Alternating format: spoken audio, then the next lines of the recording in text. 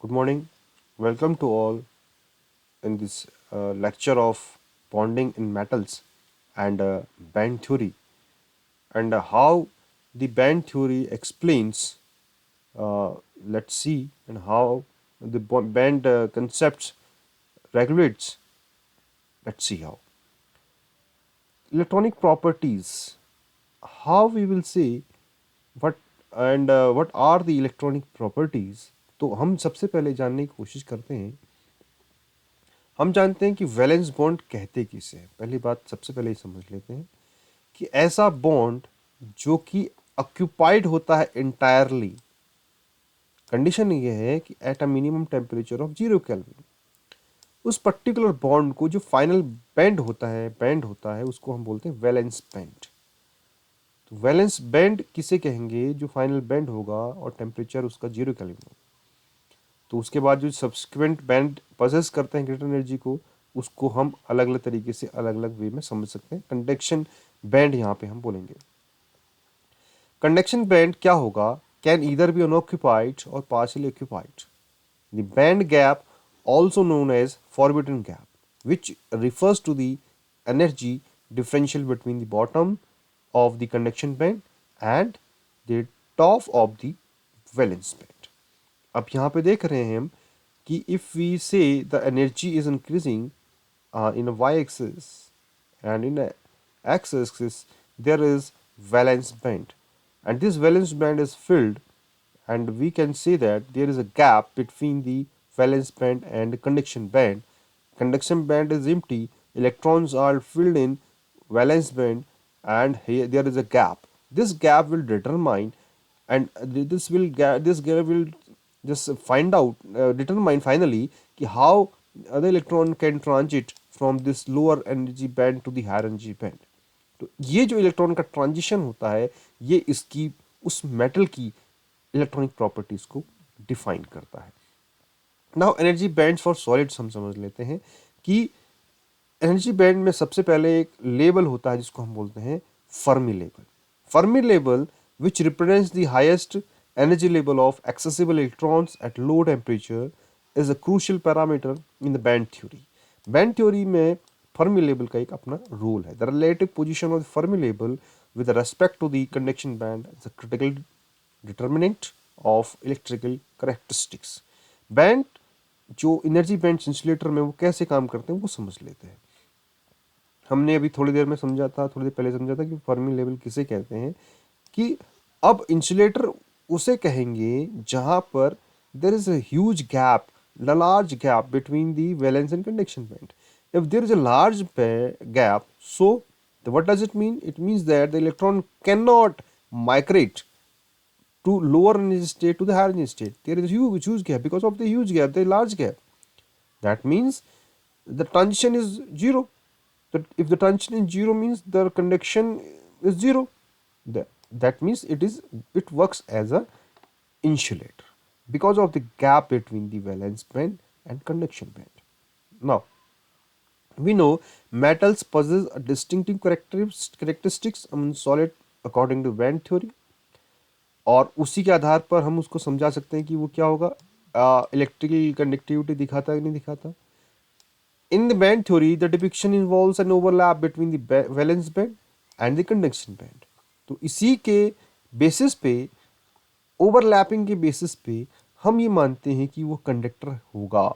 मतलब valence band और conduction band का ओवरलैपिंग अगर होती है, उस ओवरलैपिंग रीजन से हम ये कंसीडर कर सकते हैं this metal will have a certain chance, maximum chance to conduct, to transit the electron.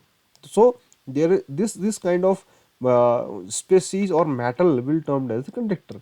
आसानी से जब वैलेंस बॉन्ड के इलेक्ट्रॉन कंडक्शन बॉन्ड में चले जाते हैं तो वो लेवल जो होता है वो कंडक्टर का होता है। सेमीकंडक्टर किसे कहेंगे?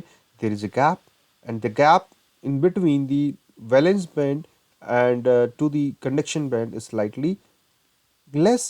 So after certain this you can say just certain application of electricity, this electron, the valence electron can transit from lower energy state to energy state, that is valence band to the conduction band।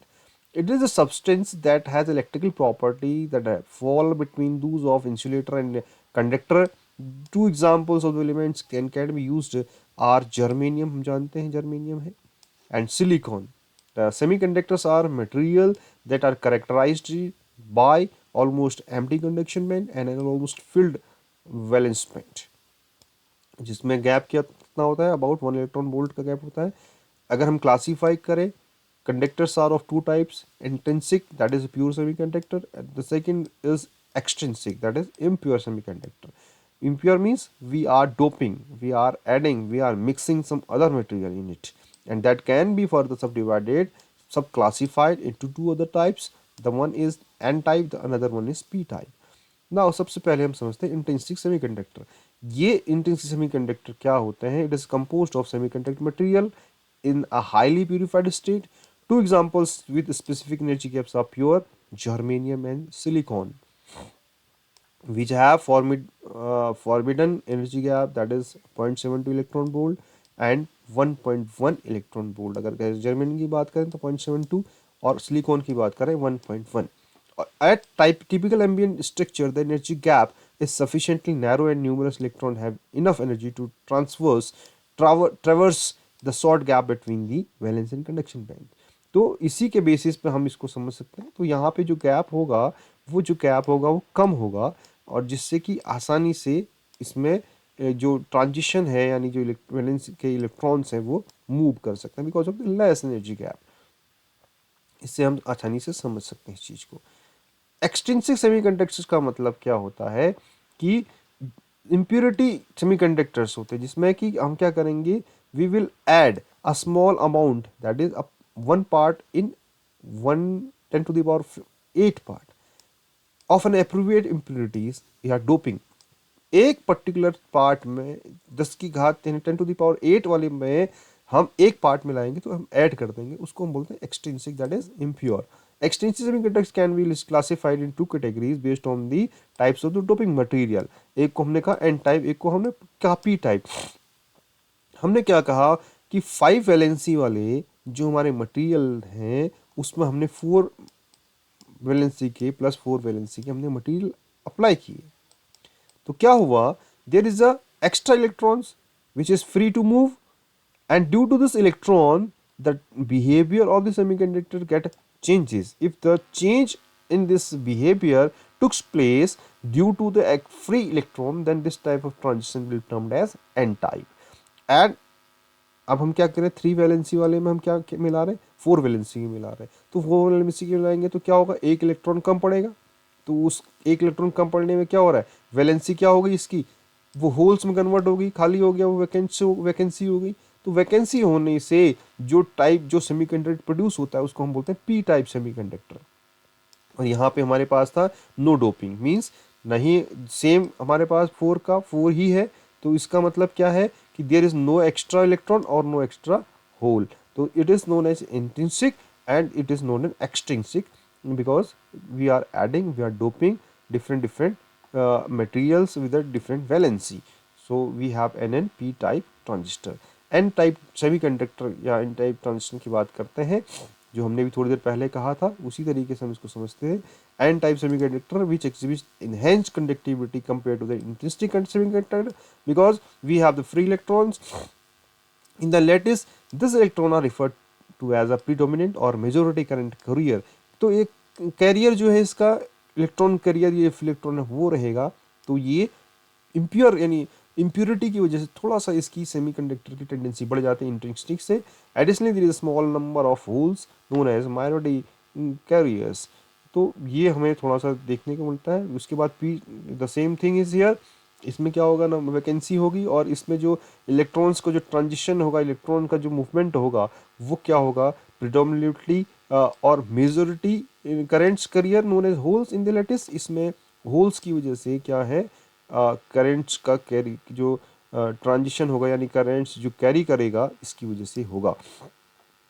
ये तो P N P बात करते हैं. अब थोड़ा सा हम P N junction की थोड़ा समझ लेते हैं बात को.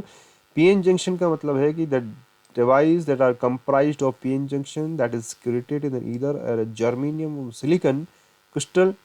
तो इसमें इस प्रकार का एक सर्किट डिज़ाइन होता है जिसमें कि हम ये देखते हैं कि एक जंक्शन होगा यहाँ पे, एक का पी का जंक्शन एन के साथ और एक एन का पी जंक्शन होने से यहाँ पे इलेक्ट्रॉन्स का जो मूवमेंट है वो हो सकता है इजीली, क्योंकि गैप कम हो गया, जंक्शन हमने बना दिया दोनों के बीच में। The region designed as a P and N type are commonly known as anode and cathode. तो इसमें हमने देखा arrow head denotes the typical direction of the current flow under forward biasing, the hole flow occurs in the same direction. तो ये हमारे पास एक simple सा example है जो कि पी एन जंक्शन डायोड को समझाने के लिए सफिशिएंट है। This is the end of this lecture. अगर आपको ये पसंद आए तो इस वीडियो को लाइक करें, शेयर करें to your friends, subscribe our channel Gurukulam Jyoti. और अगर आपको डाउट्स हैं तो आप कमेंट्स में अपने डाउट्स लिख कर उसका समाधान पा सकते हैं। Thanks for watching this video.